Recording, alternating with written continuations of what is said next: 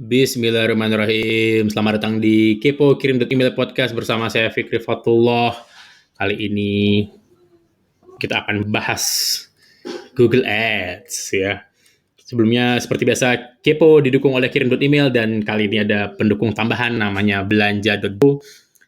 Ya, jadi silakan ke Kirim Email untuk broadcast email atau membangun database pelanggan Anda dari Instagram menggunakan Belanja.bio untuk bisa memudahkan follower Anda untuk belanja ya dari bisnis Anda via Instagram. Jadi gunakan kode kupon kepo, di keduanya bisa dikirim email, boleh pakai kode kupon kepo, di belanja.bio boleh pakai kode kupon kepo, keduanya akan dapat diskon 10%. Oke? Nah, ada sebuah tweet yang sangat menarik ya.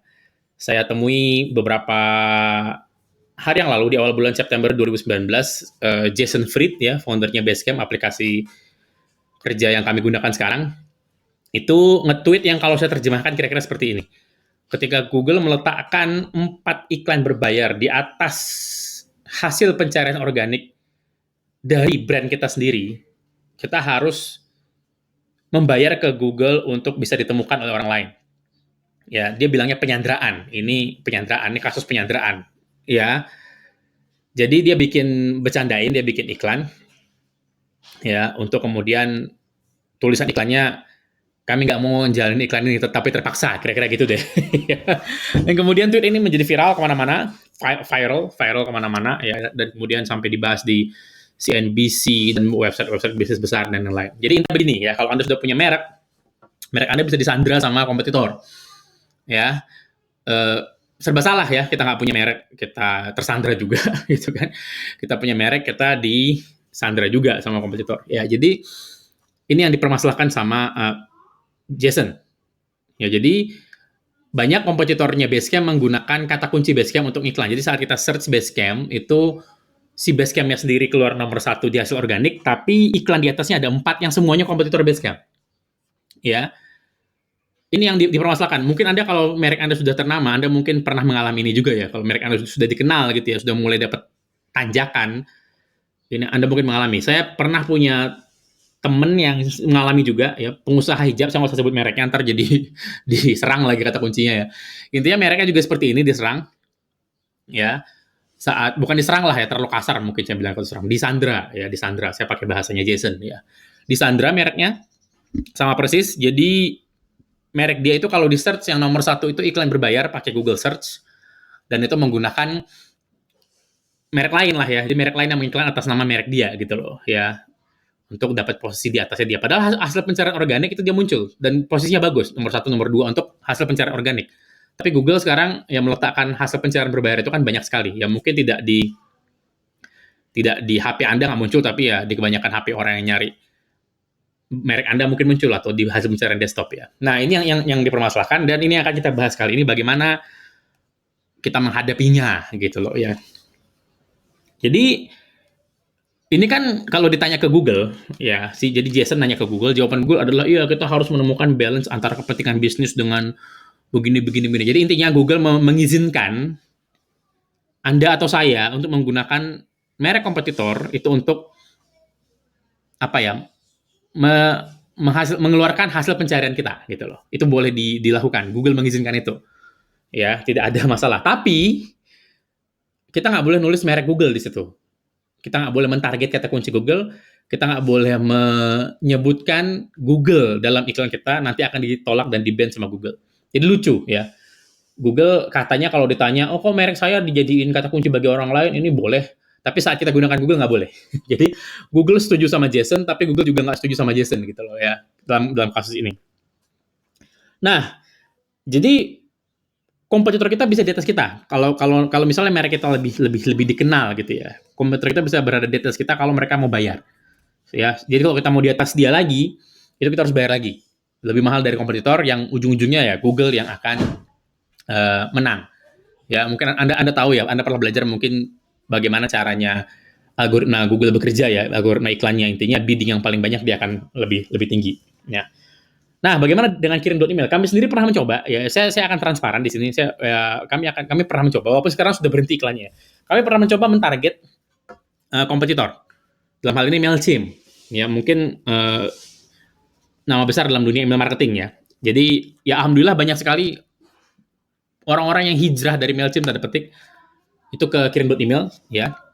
Sampai kita akhirnya karena saking banyak yang nanya, ini dibandingin Mailchimp gimana? Ada ini nggak? Ada ini nggak? Dibandingin Mailchimp gimana? Ada ini nggak? Saking banyak yang nanya, kita sampai bikin landing page sendiri. Anda bisa lihat di kirim.email garis Mailchimp untuk melihat perbandingan antara kirim.email dengan Mailchimp ya. Lagi itu cuman canda-candaan, Anda akan lihat poin-poinnya banyak canda-candaan gitu ya. Terus kita juga akhirnya berkembang, kita membuat fitur import. Jadi Anda sekarang bisa one click import dari Mailchimp ke kirim.email. Jadi nggak perlu bolak-balik ekspor Mailchimp, import kirim.email. Enggak, Anda klik aja, data Anda dari Mailchimp akan semua pindah ke kirim.email. Ya ini atas diskusi dan permintaan dari banyak sekali orang-orang yang hijrah dari Mailchimp ke kita. Jadi Mailchimp banyak sebagai entry point-nya orang ke email marketing karena gratis mungkin ya. Tapi di titik tertentu orang akan menemukan keterbatasan, dan yang sudah menemukan keterbatasan pengen lebih, misalnya alamat emailnya sudah 2000-an, dia akan pindah ke kirim.email. Kami sadar itu, dan akhirnya kami coba iklanin ke Google Ads. Iklan yang landing page yang tadi ya, yang kirim.email garis miring Mailchimp, kami coba iklanin ke Google Ads. Apa yang terjadi? Ya, ini kami akan buka-buka, saya akan transparan.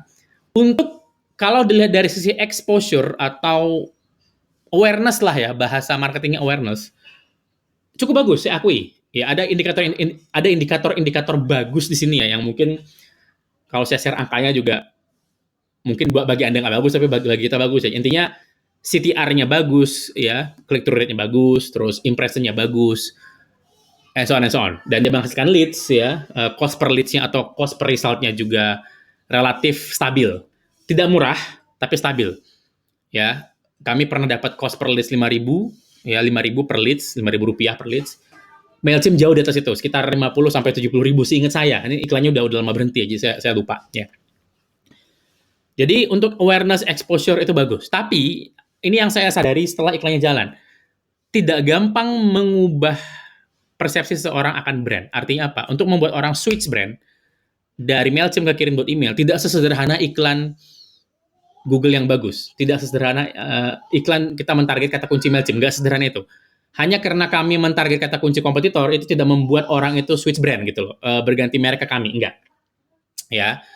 Jadi butuh ada strategi pasca iklan itu. Dan strateginya tidak mudah meyakinkan orang untuk switch brand. Kecuali memang dia punya pengalaman buruk sama brand tersebut. Ya. Misalnya dia pakai Mailchimp, terus di ban atau nggak enak, ada pengalaman nggak enak dan lain-lain, dia switch brand ke kita. Nah itu ada triggernya. Tapi dari yang kami alamin, yang pindah dari Mailchimp ke kirim.email itu bukan yang seperti itu. Ya memang mereka butuh yang lokal gitu loh ya, butuh invoice-nya dibayar dalam rupiah, mungkin perusahaannya nggak pengen bayar dalam dolar dan lain-lain. Ya, insight-nya seperti itu. Ya, jadi kalau Anda menyerang target brand kompetitor pun, Anda butuh strategi pasca iklan itu tayang. Karena hanya dengan mentarget kata kunci kompetitor itu tidak serta-merta membuat Anda mendapatkan pasarnya mereka. Ya, itu yang harus saya katakan di depan. Ya, jadi dan makin di situ saya makin sadar bahwa campaign kami yang ke Mailchimp ini tidak bermanfaat. Ya, kurang bermanfaat, kurang berimpact. Artinya setelah dapat leads, dapat apa, tapi akhirnya dia balik lagi ke Mailchimp. Kenapa ya? Dia tidak menemukan alasan kenapa dia harus pindah saat itu ya. Sampai akhirnya kami sadar bahwa alasan dia pindah bukan karena iklan Google, tapi karena yang lain.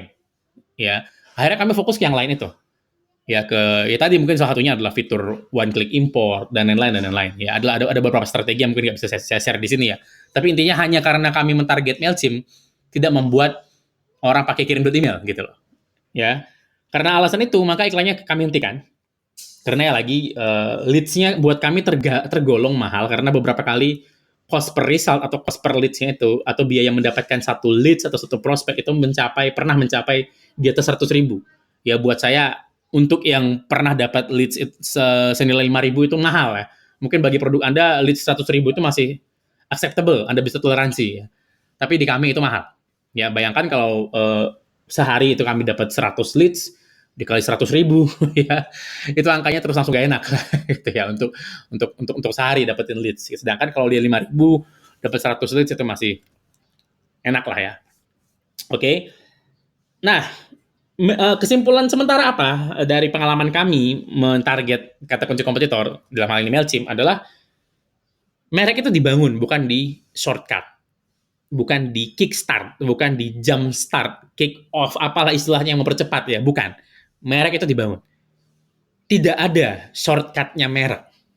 Saya ulangi, tidak ada shortcutnya merek. Banyak shortcut untuk mendapatkan atau untuk mengakuisisi pelanggan, ya. Banyak shortcut mendapatkan leads, banyak shortcut mendapatkan alamat email, banyak shortcut mendapatkan database pelanggan. Banyak, Anda bisa cara yang haram ya, scraping sampai cara yang halal bisa, tapi tidak untuk merek. Dari pengalaman saya, merek itu dibangun bukan di jump start, bukan di kick start, bukan, nggak ada shortcutnya gitu loh ya, harus dari awal dibangun. Anda bisa mengakuisisi pasar kompetitor Anda dengan mentarget itu dia mereknya, bisa. Tapi ya lagi loyalitasnya nggak akan kebangun, nggak akan langsung kebangun di Anda. Nggak semudah itu langsung dia jadi loyal sama Anda, nggak. Apalagi untuk merek-merek yang lebih besar daripada Anda. Ya, saya MailChimp lebih besar daripada Kirim.email mereknya ya. Jadi nggak semerta-merta orang yang sudah loyal ke MailChimp itu langsung loyal ke Kirim.email. Enggak. Ya, harus ada strategi yang luar biasa di belakang layar untuk membuat dia tuh stay. Setelah dia pindah Kirim.email dari MailChimp, dia untuk dia bisa kami mempertahankan dia di dalam situ, itu butuh extra effort yang luar biasa, butuh strategi yang luar biasa. Kenapa? Karena dia bisa stay kapan aja, dia udah merasakan bagusnya MailChimp mungkin, saya sudah merasakan manfaatnya MailChimp. Jadi nggak semudah itu. Intinya apa? Dari sisi etis atau nggak etis, ini saya kembalikan ke Anda, saya nggak mau bahas itu. Ya, kalau menurut Anda menyerang merek brand lain tidak etis seperti kami sekarang, itu ya sudah, jangan diserang, jangan disandra mereknya. Ya, dulu kami beranggapan ini shortcut lagi, tembak aja yang nyari MailChimp, nanti kan dia datang ke Kirim.email tahu ada MailChimp Indonesia gitu. Itu dulu strategi dodolnya itu dulu ya. Tapi makin ke sini saya makin itu melanggar value saya, itu melanggar nilai-nilai yang saya perjuangkan. Saya nggak mau saat orang menyandra merek saya nggak suka, maka saya nggak akan melakukan sesuatu seperti itu, yang sesuatu yang tidak saya sukai lah ya. Saya nggak mau melakukan sesuatu yang tidak mau orang lain lakukan ke saya. Intinya seperti itu. Jadi kita stop campaign-nya sama sekali, walaupun landing page-nya masih ada. Kenapa? Karena itu untuk orang yang nanya-nanya. Karena yang nanya masih banyak banget. Ya, kelebihan dibanding MailChimp apa segala macam, kami tetap akan ngasih link landing page itu. Tapi kami tidak mengiklankan di Google lagi, di Google Search maksudnya. Dan lagi self proclaim ya. Jadinya orang yang menyerang merek lain itu biasanya self proclaim, tidak bisa membuktikan dia lebih baik. Dia hanya nulis self proclaim itu pernyataan ke diri sendiri, pernyataan tentang diri sendiri. Dia biasanya nyebut, wah lebih baik dari MailChimp untuk campaign kami dulu. Lebih bagus dari MailChimp, MailChimp Indonesia gitu-gitu ya. Semuanya self proclaim ya, tidak ada pembuktian di dalamnya. Kalau ya logikanya, kalau memang kami lebih bagus dari MailChimp, mungkin kami yang sekarang sudah mendunia gitu ya. Ada beberapa hal ya, emang ya saya akui ada beberapa hal yang saya percaya diri kami lebih bagus pasti ya. Kami lebih paham market Indonesia, kami punya delivery yang lebih bagus di Indonesia dan lain-lain. Tapi ya ada beberapa sisi yang MailChimp lebih bagus ya. Bagaimanapun mereka adalah brand lama, perusahaan lama, merek lama ya. Mereka lebih berpengalaman dan beberapa hal di mereka lebih bagus. Itu saya akui. Ya. Tapi ya lagi, itu self-proclaim. Yang menentukan siapa lebih bagus itu bukan kami. Yang menentukan siapa lebih bagus itu bukan MailChimp, tapi pengguna. Kalau pengguna bilang, wah Kirim.email lebih bagus di sini, ya udah itu yang kita cari. Bukan kami mengklaim kemana-mana melalui iklan di Google, di Facebook, terus dibayar gitu. Enggak seperti itu. Buat saya ini menyalahi, entah ya, value saya sebagai pengusaha. Saya nggak suka digituin orang lagi ya, dan saya nggak akan melakukan sesuatu yang saya nggak suka gitu loh. Karena itu melanggar, yang membuat saya susah tidur gitu loh ya. Ya, dan lucunya begini, saya pernah nanya orang-orang yang pindah dari MailChimp ke Kirim.email. Ya tadi ya, ada yang pakai tombol one click import, jadi dia langsung import datanya ke MailChimp dengan sekali proses ya. Terus ada yang ada yang convert gara-gara ngelihat landing page itu, gara-gara ngobrol sama saya, gara-gara ngobrol sama tim support, gara-gara lihat artikel blog kami, gara-gara dengerin podcast ini. Hampir tidak ada, saya ulangi, hampir tidak ada yang switch dari MailChimp gara-gara iklan kami di Google, padahal kami udah bayar, dan bayarnya mahal, tidak murah. Ya, tidak, Anda dengar sendiri ya, cost per result itu bisa di atas 100.000 ya untuk leads, dan mengkonversi leads itu kan masih panjang ya. Jadi saya ulangi, hampir tidak ada orang yang jadi pengguna Kirim.email karena ngelihat iklan MailChimp kami yang di Google Search, hasil pencarian Google. Tidak ada yang convert dari situ. Mungkin saya kurang banyak survei, mungkin juga. Tapi ya lagi, saya ngerasa saya ngobrol sama cukup banyak orang ya, cukup banyak pengguna kami yang pindah dari MailChimp, dan tidak ada yang pindah gara-gara melihat iklan itu. Kebanyakan ya pindah itu karena aku dengerin podcastnya Mas, aku baca artikelnya Mas Soleh, aku lihat iklannya Mas di Facebook yang bahas fitur landing page. Tidak ada yang gara-gara ngelihat iklan MailChimp itu. Jadi ya, buat apa? Buat apa iklan itu ditayangkan? Jadi bukan hanya dia merusak value, bukan dia hanya melanggar value saya pribadi, tapi dia juga tidak menghasilkan gitu loh. Ya matematika bisnis ya iklan tidak menghasilkan yang ngapain dilanjutkan. Jadi dibuang. Oke, apa kesimpulan dari episode kali ini? Saya nggak tahu Anda seperduli apa dengan merek. Ada beberapa pengusaha yang bisnisnya besar dan bertumbuh tanpa membangun merek. Ada beberapa seperti itu, dan itu bukan, ya artinya saya nggak mau ngejudge apa-apa ya. Ya terserah, setiap bisnis strateginya berbeda. Setiap bisnis cara-cara berbeda, dan saya nggak tahu Anda seperduli apa dengan membangun merek atau menjaga merek. Ya, tapi di satu titik merek Anda akan digunakan oleh orang lain untuk kepentingannya. Saya ulangi, di satu titik merek Anda akan digunakan oleh orang lain untuk kepentingan mereka. Ya, Anda harus siap, Anda harus punya strategi, Anda harus menjaga loyalitas, dan ini hal biasa. Jangan Anda dipakai terus bingung, nggak. Kecuali ada hal buruk terjadi. Ya, ada hal buruk terjadi, misalnya ada orang menyalahgunakan merek Anda untuk melakukan hal-hal yang tidak baik. Nah, ini beda cerita. Ini episode khusus mungkin ya. Tapi kalau dia cuma untuk kompetisi bisnis, itu Anda harus siap.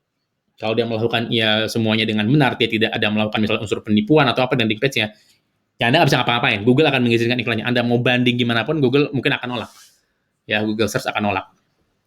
Tapi ya lagi, kalau terbukti Anda bisa membuktikan bahwa dia menggunakan merek Anda untuk misalnya perbuatan kriminal, seperti penipuan, atau mungkin misleading, atau mungkin fitnah di dalamnya.